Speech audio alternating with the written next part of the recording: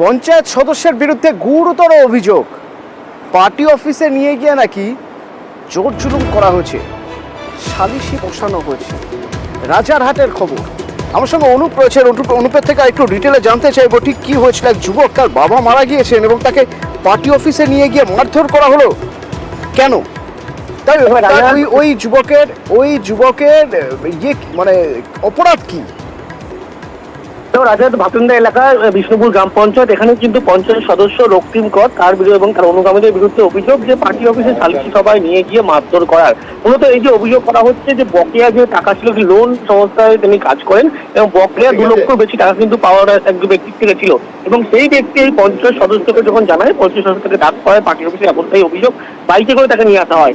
এর পরবর্তী ক্ষেত্রেই কিন্তু এই বেসরকারি লোন প্রদানকারী যে সংস্থার কর্মরত যুবক, তাকে গৌতম সরকার, তাকে কিন্তু মারধর করা হয় বলে এমনটা তিনি অভিযোগ করছেন। যদিও পঞ্চায়েত সদস্যের পক্ষ থেকে ইতিমধ্যেই সেই অভিযোগ অস্বীকার যেমন করা হয়েছে, রাজারহাট থানায় এই মর্মে লিখিত কিন্তু পঞ্চায়েত সদস্য নামে অভিযোগ যেমন দায়ের করা হয়েছে, ঠিক অন্যদিকে তারই পাশাপাশি পঞ্চায়েত সমিতির সভাপতি প্রবীর কর তিনি কিন্তু জানাচ্ছেন যদি কেউ এই ঘটনা ঘটিয়ে মারধরের ঘটনা ঘটিয়ে থাকে, পুলিশ কিন্তু ব্যবস্থা নেবে এবং পুলিশ গোটা বিষয়টি খতিয়ে দেখবে। মূলত বকেয়া যে টাকা, সেই টাকা পাওনা টাকা দেওয়া নিয়ে কিন্তু সালিশি সভা ছিল, যে সালিশি সভাতে কিন্তু মারধরের যে অভিযোগ করা হচ্ছে, কিন্তু মারধরের অভিযোগ করা হলো পঞ্চায়েত সদস্যের পক্ষ থেকে সেই অভিযোগ এখনো পর্যন্ত অস্বীকার করে। যদিও পুলিশের পক্ষ থেকে এই মুহূর্তে গোটা ঘটনা কি ঘটেছিল, পঞ্চায়েত সদস্য কেনই বা তিনি পার্টি অফিসে তাকে ডাক করলেন, সালিশি সভা করলেন, সেখানে মারধরের ঘটনা ঘটালেন, আদৌ মারধর করা হয়েছিল কিনা, এই সমস্ত বিষয় কিন্তু পুলিশের পক্ষ থেকে এই মুহূর্তে খতিয়ে দেখতে শুরু করেছে রাজারহাট থানার পুলিশ। ধন্যবাদ অনুপ। শুক্রবার দিন আমার বাবার অন্ত্যেষ্টিক্রিয়া মিটেছে, 24 ঘন্টা হয়নি।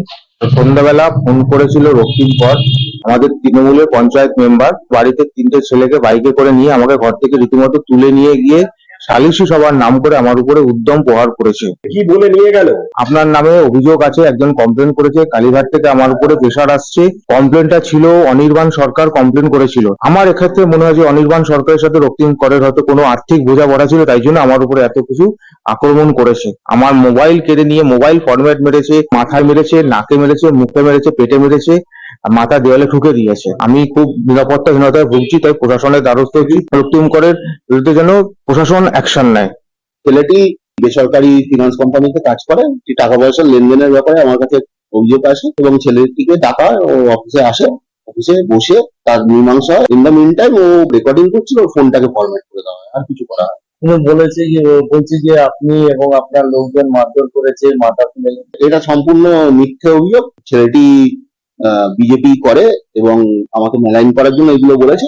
সালিশি সভায় কোনো সালিশি সভা বাড়ি থেকে ডেকে নিয়ে আসা হয়েছে, ফোন করা হয়েছিল, এসছে।